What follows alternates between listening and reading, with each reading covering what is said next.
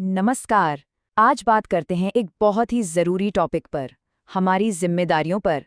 एक भारतीय नागरिक होने के नाते हमारे संविधान में हमें कुछ जिम्मेदारियां भी दी हैं। तो चलिए ज़रा गहराई से समझते हैं कि ये हैं क्या। हम सब अपने फंडामेंटल राइट्स मतलब मौलिक अधिकारों की बात तो खूब करते हैं, है ना? उनके लिए लड़ते भी हैं, उन्हें मांगते भी हैं। और ये बिल्कुल सही भी है। लेकिन क्या कभी सिक्के के दूसरे पहलू के बारे में सोचा है? मतलब हमारे कर्तव्यों के बारे में? क्या हम उन्हें भी उतना ही जानते हैं जितना अपने अधिकारों को? और देखिए, यही आज की हमारी पूरी बातचीत का निचोड़ है। ये जो लाइन है ना, इसका मतलब सीधा सा है। सिर्फ राइट्स मिलना ही सब कुछ नहीं है। उन राइट्स के साथ जो जिम्मेदारियां आती है ना, उन्हें समझना और निभाना भी उतना ही जरूरी है। सच तो ये है कि राइट्स और ड्यूटीज एक दूसरे के बिना बिल्कुल अधूरे हैं।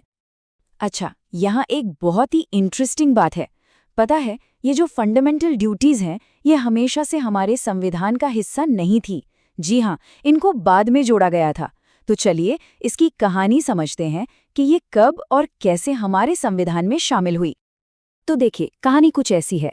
1950 में जब हमारा संविधान लागू हुआ, तब उसमें फंडामेंटल ड्यूटीज़ का कोई जिक्र ही नहीं था। फिर आया साल 1976, 42nd अमेंडमेंट के जरिए इन्हें संविधान में शामिल किया गया और कहानी यहीं खत्म नहीं हुई। इसके बाद 2002 में 86th अमेंडमेंट के साथ एक और ड्यूटी जोड़ी गई।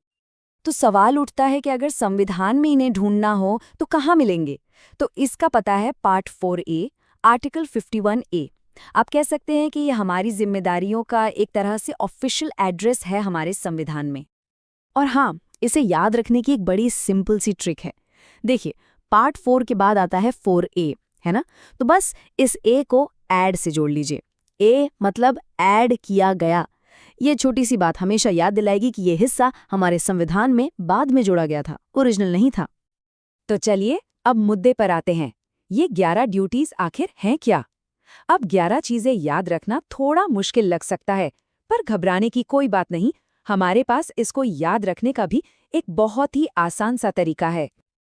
और वो तरीका है ये सिंपल सा मिमोनिक, राम भरोसा के। जी हाँ, राम भरोसा के। इसका हर एक अक्षर हमें हमारी एक एक फंडामेंटल ड्यूटी की याद दिलाएगा। तो चलिए इसको डिकोड करते हैं एक एक करके। तो चलिए रैम से शुरू करते हैं। आर से रिस्पेक्ट मतलब हमारे राष्ट्रीय प्रतीकों जैसे झंडा और राष्ट्रगान का सम्मान करना। ए से एबाइड यानी संविधान के नियमों का पालन करना। एम से मेंटेन देश की एकता और अखंडता को बनाए रखना। अब आते हैं भरोसा पर। बी से बिल्ड मतलब एक साइंटिफिक सोच बनाना। एच से हार्मोनी यानी सभी लोगों के बीच भाईचारे को बढ़ावा देना। अगला ए है अप्रिशिएट, हमारे स्वतंत्रता संग्राम के जो महान आदर्श थे उनकी कद्र करना। फिर आता है आर रिस्पेक्ट, महिलाओं की गरिमा का सम्मान करना। ओ से ऑब्जर्व एंड प्रोटेक्ट मतलब हमारी जो पब्लिक प्रॉपर्टी है उसकी रक्षा करना। एस से सेफगार्ड, हमारे पर्यावरण की रक्षा करना। और आखिरी ए है एम, हर क्षेत्र में एक्सीलेंस मतलब उत्कृष्टता हासिल करने की कोशिश करना। और सबसे आखिर में के से नॉलेज, ये माता पिता या गार्डियन का कर्तव्य है कि वो 6 से 14 साल के बच्चों को शिक्षा के अवसर दें। तो अब जब हमने इन 11 कर्तव्यों को समझ लिया है, तो ये देखना भी बहुत ज़रूरी है कि ये हमारे अधिकारों यानी राइट से कैसे जुड़ते हैं, क्योंकि सच में ये एक ही सिक्के के दो पहलू हैं। चलिए देखते हैं कि ये एक दूसरे को बैलेंस कैसे करते हैं। देखिए, सबसे बड़ा और कोर डिफरेंस ये है, फंडामेंटल राइट्स जो पार्ट 3 में है वो है जो हम सरकार से, सिस्टम से डिमांड कर सकते हैं। ये हमारी लीगल प्रोटेक्शन है। दूसरी तरफ फंडामेंटल ड्यूटीज जो पार्ट 4A में है वो है जो हमें एक नागरिक के तौर पर करने चाहिए। ये हमारी मॉरल रिस्पॉन्सिबिलिटी, हमारी नैतिक जिम्मेदारी है। और एक बहुत बड़ा फर्क, राइट्स के लिए हम कोर्ट जा सकते हैं लेकिन ड्यूटीज लीगली एनफोर्सेबल नहीं है, मतलब इन्हें कानूनी तौर पर लागू नहीं करवाया जा सकता। ये एक नैतिक गाइडलाइन है। इसको समझने का सबसे अच्छा तरीका शायद यही है, अधिकार हमारे लिए हैं, कर्तव्य देश के लिए। सीधी सी बात है।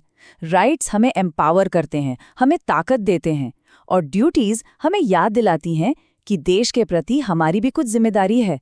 और जब इन दोनों के बीच बैलेंस बनता है ना, तभी एक मजबूत राष्ट्र बनता है। तो अब तक हमने क्या क्या समझ लिया?